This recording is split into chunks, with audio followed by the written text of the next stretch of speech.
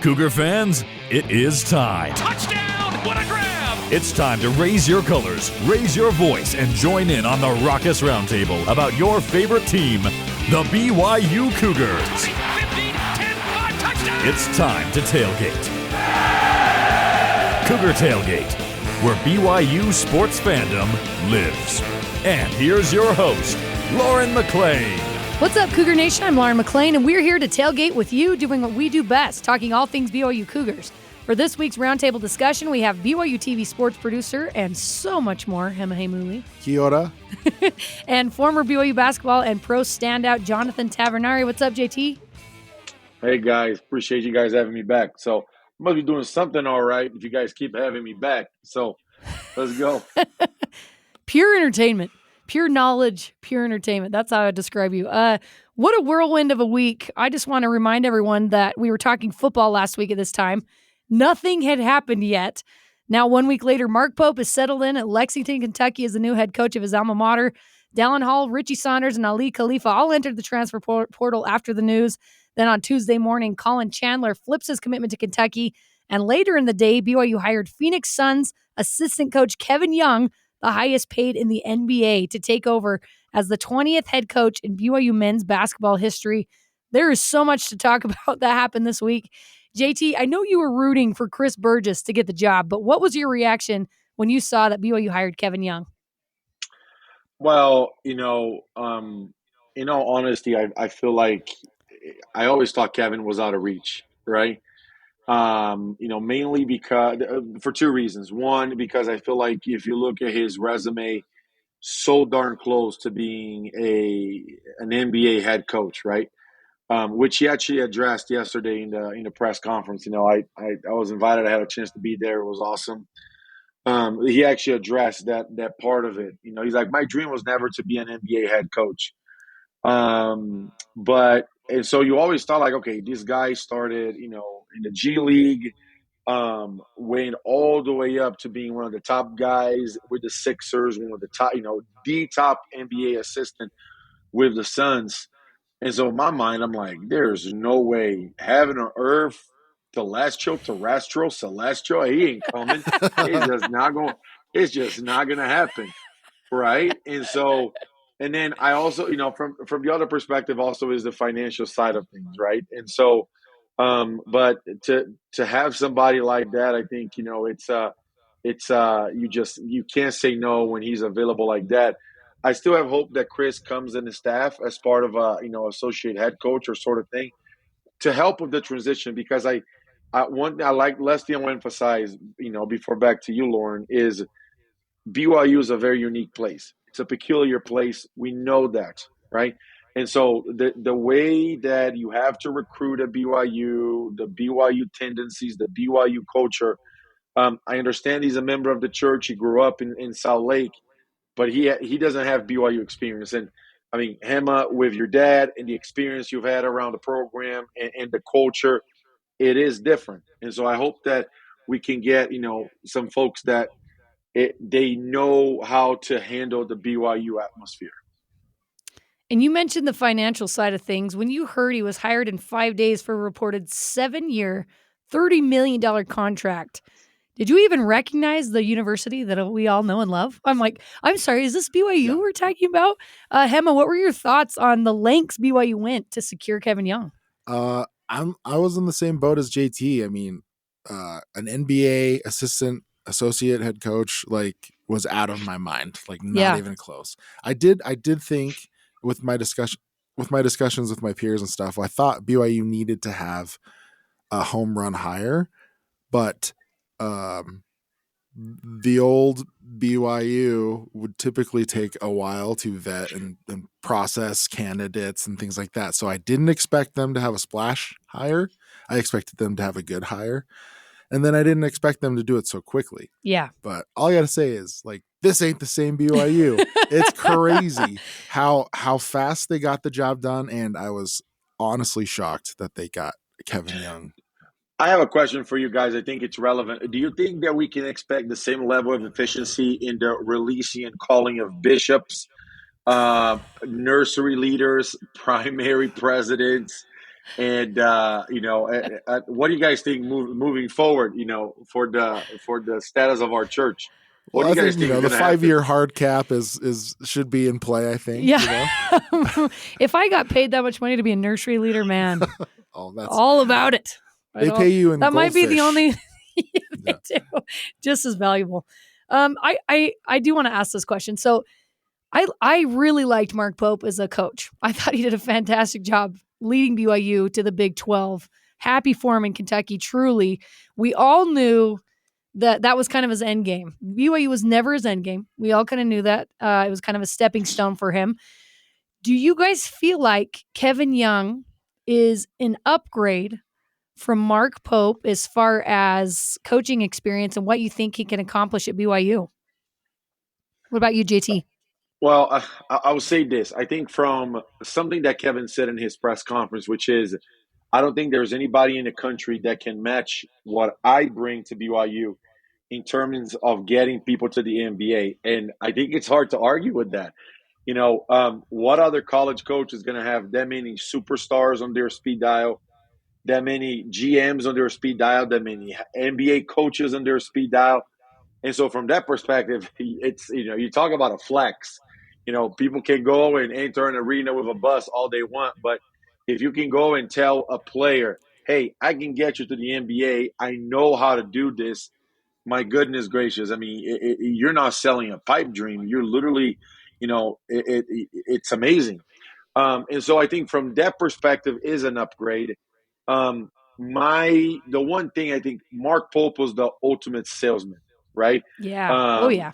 Very recently I watched that, The Greatest Showman with, Wolverine, and Yeah, the Hugh way Jackman. that the way that he sells everything, that was Mark Pope, right? And so when you saw the extravaganza that was his press conference at Kentucky, that was all him preparing, planning, and so on.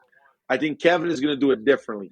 And so it's two different approaches. Very curious to see how this whole thing evolves. But the one thing that I think it is an upgrade is in the pedigree in terms of coaching, right? Mark Pope at the very, very best, and again, I'm not. There's not going to be a knock on some of my alumni, fellow brothers, but the one of the top guys that he has coached at BYU, in terms of, I mean, UVU, did he have some, phenomenal superstars? It's probably Jake Toulson. But then and again, not a knock on Jake Toulson, but compare him to Devin Booker, to Bam Adebayo, to Kevin Durant, to all of these guys, to Chris Paul. Compare him to all of these other guys that Kevin got to coach in the NBA. From that perspective, I think it's a massive upgrade. One thing I love to think about is the relationships that he has with these guys and that they can help him in the future. Because if they're a strong, good relationship, some of these guys are going to be like, hey, I noticed this kid in high school. Keep an eye on this guy. Like some of these coaches and players and all those amazing connections that he has. And they know he's a great coach. So hopefully they'll send him this way. Obviously, there's always the honor code. So that's always going to prevent some phenomenal players from coming to BYU. But I'm excited to see what happens. Let's get into the press conference a little bit. Coach Young had his opening press conference in the Marriott Center on Thursday night with former and current players in attendance, including UJT, Dallin Hall, Trevin Nell, Eric Mika, Tyler Haws, Danny Ainge, Dave Rose was there alongside with some other notable faces. And lest we forget Ryan Smith, one of the guys behind the scenes pushing and paying for all of this to happen. So much stood out from what he said in that press conference, and he addressed the players first, stating he already talked to them individually. He wants them all back in the building and to build upon what they did last season. I loved that. Hema, what are the odds Kevin Young can bring back guys in the portal, namely Dallin Hall, Ali Khalifa, Richie Saunders? I think they're pretty high. It's hard to, once you're in the transfer portal, you can dip your toes in anywhere else in the world, in the country, right? If you're a recruit or a player. But what I like about Kevin Young that I got from his conference overall is, everyone said this, he's a very humble guy. And for me, I'm going to take it a step further and say he's not only humble, but he's it seems sincere. And I think players can sniff that kind of thing out. I hope they can, Yeah. And I think players can tell when someone's being real and instantly, right? And I think that's the impression that I got from Kevin Young, and I hope, that they got that same impression from him. And I think that'll factor in their decisions, in a month or so from now, whenever the portal closes. JT, what do you think? Do you think he can get those guys in the portal back at BYU? I will say this. I thought that it would have been less difficult to get Richie back, just because it's not I feel like college basketball is not a market for wings or for bigs. Yes and no, but I feel like mainly because Richie's numbers weren't incredible, right? He didn't have a lot of, the numbers itself are not super like, oh my gosh, this is amazing. But we know what he brings to the table because of how he fit, in last year's team. So I always thought that maybe Richie was going to be easier to get it done than Dallin Hall. The fact Dallin was at the press conference yesterday, it was very telling. And so to me, I think Ali Khalifa is a long shot, mainly because I think he's a Mark Pope's guy, kind of like Colin Chandler is a Colin guy, a Mark Pope guy. And so I think, my hope is that he can get at least Dallin back, because yesterday, I think last year we always talked about it. Dallin was, we always talked about who's your MVP, who's your MVP. And I said, I think the most important player is Dallin, because if he goes down, who the heck do we have, backing him up? And so, from that perspective, I think it is less difficult to find another Richie Saunders than it is to find another Dallin Hall. But my hope is that he can bring both back because of how huge they were to the team last year. I love that perspective. Not only did Kevin tell Jason Shepard that Chris Paul and Devin Booker will probably come and work out with the guys in the summer, but he said this about how he wants to develop the guys that play for him at BYU. Coming from my background and talking to the players, a lot of guys have, not a lot, all of them have ambition to play in the NBA. And I think with my background, this is an amazing place, has been for a long time. What I want to do to take it to the next level is make this place the best place in college basketball to prepare young men to play in the NBA. And I think with my background, I think we're going to be able to get that done. I really look forward to doing that. The best place in college basketball to develop NBA players. As a recruit, JT, how impactful would that be to you hearing that from BYU's head coach? Again, when he goes and he come to me and pitch and said, hey, look, I want you to come and play for me. I think you have potential to play at the next level. I know that he's not going to be lying to me. And so the one thing that I think it answered, and that was a question that I had for a couple of the reporters. They're like, hey, so what would you ask them? What would you ask him? And my question is, are you going to go after just local LDS talent, national LDS talent, or everybody? And I think by his answer, you can tell that he's like, I'm going to go after everybody. 3-star, 4-star, 5-star, 0-star, no star, half a star, And so to me, the ability that, and so when it says half a star, I think back on the longest yard. We just got a maniacal guy, half a star against 5 stars. But I think that he has the pedigree to be able to go and say, hey, Lauren, come and play for us because, you have X, Y, and Z that translate to the NBA level. I can help you get there. Look where I've been. Look at the context that I have. And I think that's actually going to resonate with many more prospects in the portal as they're looking to make a transition. Obviously, there's the NIL side of things, which he admitted is the biggest differentiator between the NBA and college with the portal and so on. But I think that when he has that that type of sales pitch, it's very difficult to say no, right? And so it will be interesting to see what happens at BYU the next couple of years. His demeanor, you mentioned this before, was a lot different from Mark Pope's. Mark Pope is like, let's have a party. Every time he's there. Kevin Young seemed a little more serious, a little more dialed in. It'll be interesting to see how he connects with the fans as well, which is a huge thing. But Hema, so he mentions he wants BYU to kind of be the place to go for guys that want to go to the NBA. Knowing BYU as you do you feel like that is a realistic thing? Because coaches, when they first get here, you say a lot of things, right? You say a lot of things. Everyone's excited. Everyone's hyped up. Is that a realistic thing? I think it is. If we're buying selling what he says, I'm buying it because not only does he have, obviously, like JT said, the pedigree that most coaches don't have, but he's also, I just from his body language, like I felt like he truly means what he says.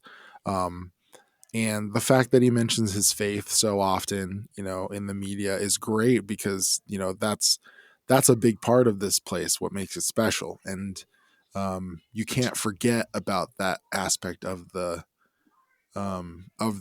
game being here. And I think that's where he differentiates himself from other coaches, even coaches that have been here. He's from day one, he's talking about his faith. He's talking about not only how he can get players to go to the NBA, but how he can also make it fit with his core beliefs. And so, so I'm buying everything he's selling right now. And one thing Him, I have a question go for ahead, you, if JT. that's okay. Just based on what you said about belief. Yeah. And it's something that I always ask everybody. So obviously, we all know who your dad was and everything he accomplished in terms of his success at BYU and so on. Growing up, and obviously you're always involved with BYU, did you ever hear, your dad talk about the honor code and people's issues with the honor code? Everybody always brings up the honor code and our religion and so on. Do you feel like even back in your dad's day, 70s and 80s and so on, has it always been this, polarizing, topic? I see what you're saying 100%. I think no. And I think the reason is this, because, my history and background is with football, the football side. And my dad told me tons of stories about how Lavelle Edwards, didn't see the honor code as a barrier, but saw the honor code as a tool to make young men better. And he believed that the NFL and like professional playing will come naturally after that. If everyone just works and does their hardest to be better, including being better young men, that things would just come. That's why my dad, we just had the 1984 reunion special not too long ago. And you look at that group of men, and there was Catholics, there was atheists, there was, black, white, brown, all shades of people. And they all came together and accomplished something great, and they love each other still. And I 100% believe that's all because of Lavelle, because of the spirit of this institution, and like how he treated the honor code as a tool to make men better. So I think, if there's a coach that can do that, they'll be really successful, because you're not selling the school despite of the honor code, right, but you're selling the school with the honor code being a benefit to the players and the parents that I love that truly care about their kids. Right. So, yeah, that's so cool. I love that so much. And it is true, right? I mean, you put the spiritual aspect of it aside and you talk about just even the health benefits of living the things on the honor code, and how if you truly are trying to make it to the next level, these are kind of things that you should be doing, right? Yeah. In order to do that. And so I love that it's not like, hey, I know there's this honor code, but I can still help you. It's like, no, this is a tool as well that's going to help you to make it to the next level. That was powerful, Hema. I love that. All right. Coming up, let's get to know BYU's new head coach, and we'll hear from you, the fans, about what excites you most about the new hire after hearing from the man himself. This is Cougar Tailgate.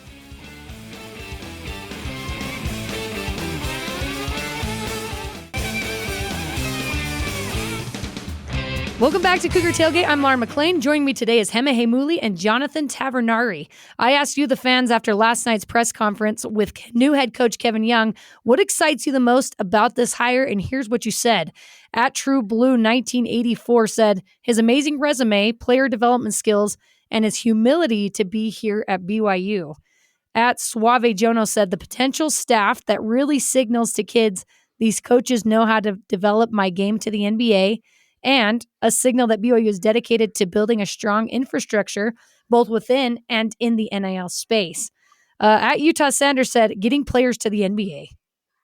Plain and simple. At Hookem Coug said, he really seems to want to be here and is humble.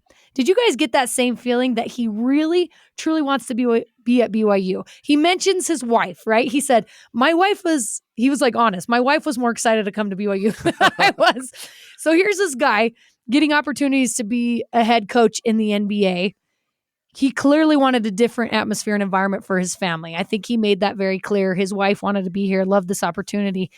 Do you guys think that he truly wants to be with BYU? Because BYU fans right now have a little bit of a PTSD because of Mark Pope, right?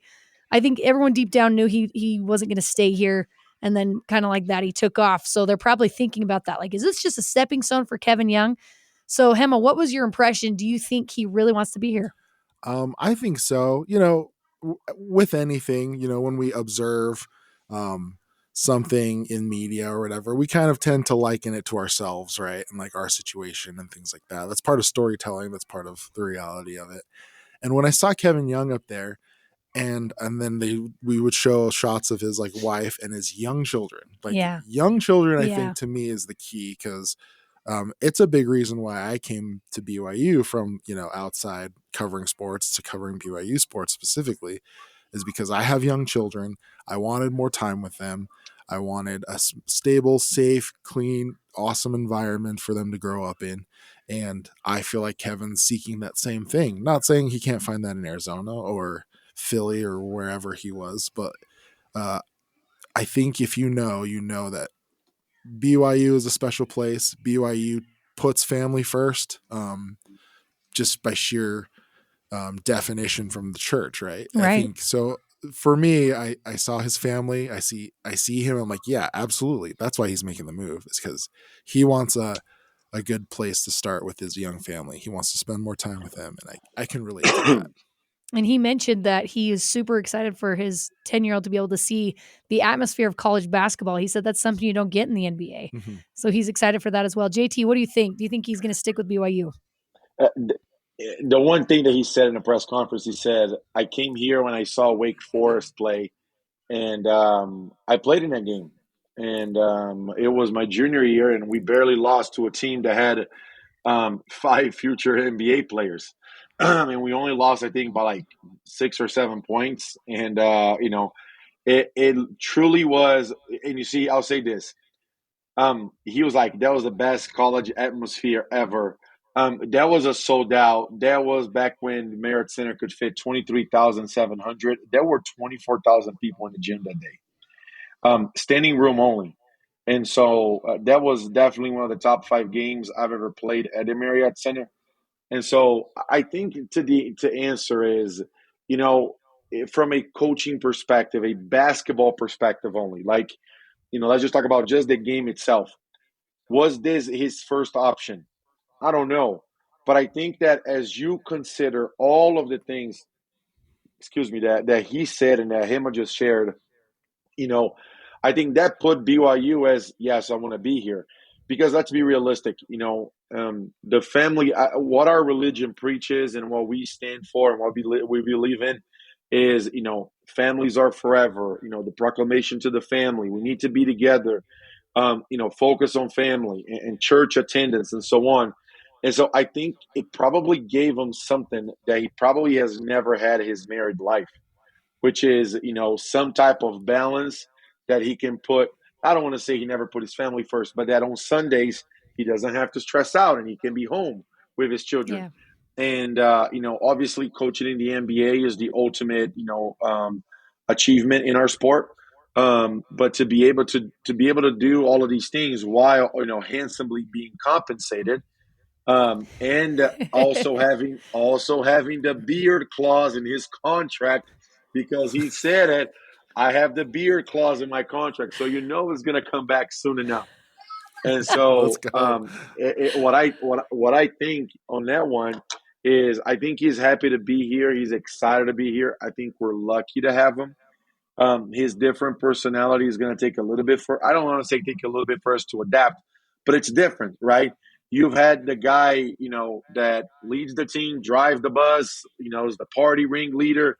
And now I think it's going to be more I don't want to say organized in a way that Mark Pope wasn't organized, but it's going to be, I feel like it's going to be a very, in football, you guys say, Hema, it's a pro run offense. You know what I mean? It's a pro offense. It's I think it's going to be a very pro oriented basketball program moving forward. I'm excited to see what happens. Let's get to know Kevin a little bit because he has a unique background, to say the least. Born in Salt Lake City, went to high school in Marietta, Georgia, went to college in Middle Georgia and Clayton State, where he played basketball. He's married with 2 sons and a daughter. Began coaching career in 2004 at Oxford College in Georgia as an assistant. He joined Dick Hunsaker's staff at Utah Valley in 2005 as an unpaid assistant. Coached the Shamrock Rovers in the Irish Super League, spent 8 years coaching in the NBA D-League for the Utah Flash, Iowa Energy, and Delaware 87ers. In 2016, he became an assistant coach for the Philadelphia 76ers, and in 2020, he joined the Phoenix Suns as an assistant coach. On June 3rd, 2023, Young was given a 5-year contract extension worth $10 million with the Phoenix Suns, making him the highest paid assistant coach in the NBA after finishing as the runner-up for the open head coaching position for them.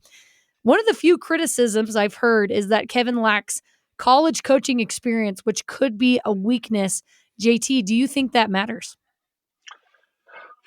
I don't think as coaching itself matters. I think the only thing, and he addressed this yesterday, is recruiting, right? In my lifetime, I've been approached by 3 different Division I colleges to join their staff as a director of basketball operations, as a director of player personnel, to kind of oversee international recruiting, right? With the connections that I have in Latin America and in Europe. But I will tell you, recruiting is the hardest part of a collegiate basketball coaching staff. It is not even close with anything else they have to do. And the backbone and the heart of your program depends on recruiting. We all saw that Mark Pope had a few good ups and a lot of downs going to the transfer portal, and we all felt that Mark Pope was very much heading to the mountaintop because he planted the seed with Colin Chandler and Isaac Davis and all these guys in high school, right? And we're like, dang it, he missed on Brody Kozlowski because we're like, the tendency of building your pipe was really going. Kevin is going to have to figure out a way to do all of that, which is why I always thought that Chris Burgess, always had, that number 1 spot, because Chris has the experience, not only with the current BYU guys that are in the portal, but also with the future guys coming up. And so to me, that is going to be the hardest thing that he's going to have to endure. But basketball coaching wise, X's and O's, the offenses that he talked about something really great yesterday. He said, I have been in charge of the offense of all of the NBA teams I've been with.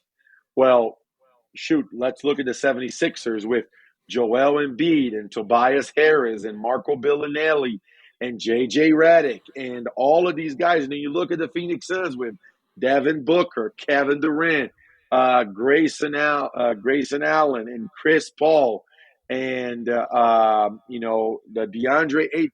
I mean, my goodness. So offensively, it will probably be a dream playing for this guy. And defensively, he had to figure out a way to adapt to the best defenses. So X's and O's, if there might not be a better person in the country in a collegiate level right now than Kevin Young, the key to me is he going to be able to get, that, suave, that mojo on the recruiting side of things to get people to come to BYU? Yeah, that really is the biggest question. And you mentioned you need a good staff, right? Because he'll be with the Suns minimum of till April 28th, possibly through June 23rd. That's a critical period. And I know he's working super, super hard to get his staff put together. You mentioned it would be amazing if he could get Chris Burgess and someone with some good BYU ties to get on his staff while he's busy. Hema, who else do you think he needs? Maybe not specific people, but what type of people do you think he needs to quickly get on his staff? Yeah, Burge is probably the best case scenario, and JT hit it on the head. I think, yeah, recruiting starts now, and you need someone in your staff that can recruit for you. I mean, especially while you're coaching in the NBA playoffs, right? So I think that's the biggest need, is someone that can recruit, someone that can coach, someone that has a lot of ties in a lot of places. I don't know who that is. I don't know. That's Coach Young's job to do, and it's easier said than done, right? But I think, that's his biggest hurdle right now. I don't think not coaching at the collegiate level is a hurdle at all. Yeah. He's coached in an NBA finals, so right. that doesn't really. It's not scaring him. Yeah, not scary. I think it scares him a little bit, actually. I think NIL scares him a little bit. Yeah. Is something that he pointed out. But I would love to see a guy with strong BYU ties and then some other guys that are completely outside of the box, just some of his own personal relationships, maybe, I don't know, lower guys at the NBA level that maybe want to come play, coach at the college level. I don't know. It'd be so great just to see him bring in a really eclectic group of guys, to get an eclectic group of recruits here as well. My last question for you, JT, is do you think Kevin Young can build on the success that Pope had in his first year in the Big 12, or do you feel like he might struggle a little bit in his first year? I don't think he will struggle. I think it's a natural situation based on what happened with Mark Pope leaving. I think the program is set. It's gonna take a year to reset. So I don't want to necessarily look at it as struggle. I'm gonna try to be, I'm gonna go based on the teachings of Master Ugwe and Master Shifu, which is I'm gonna look at the glass half full and say it's going to be a reset year, right? I actually had something that I had with a few different people. I had a debate going on last night. I think personally it's going to take at least a couple of seasons, because, it's going to take this next year, the minimum, maybe next summer. I think you'll be in a position to really catapult this BYU team springing forward. But I do think that this next year is a reset. I think we need to be honest with ourselves, and I don't think this is a knock on anybody or on BYU. This is just a fact. Mark Pope leaving when he did in the middle of the recruiting process and so on, and in the summertime in the portal, it did set BYU back. At minimum, it did set BYU back a year. And I don't think that's good or bad. That's just a fact. Because of the timing, because of the recruiting. You look at Colum Chandler coming back. And so the question is, again, we keep coming back to recruiting. Will Kevin Young, with 1 year at BYU, be able to, next summer when he's going to be a full-time recruiter for us, be able to say, I can sway enough people to come here from the transfer portal, buying him another year to recruit high school guys to then come to Provo. So, because I'll say this, the game has changed, but, just based on transfer portal, NIL, and so on, people will have a crazy season of Division II, Division III, and get an offer to Division I, right? Look at, Duncan Robinson from the Heat. Hema, growing up, when did you ever hear of that? It wouldn't happen.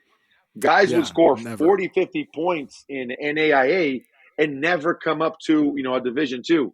Nowadays, it happens all the time. So, but I still think the way that you build your program is through the pipeline of high school. And I do think that for that, Kevin is going to take about a couple of years, if not 3. Yeah.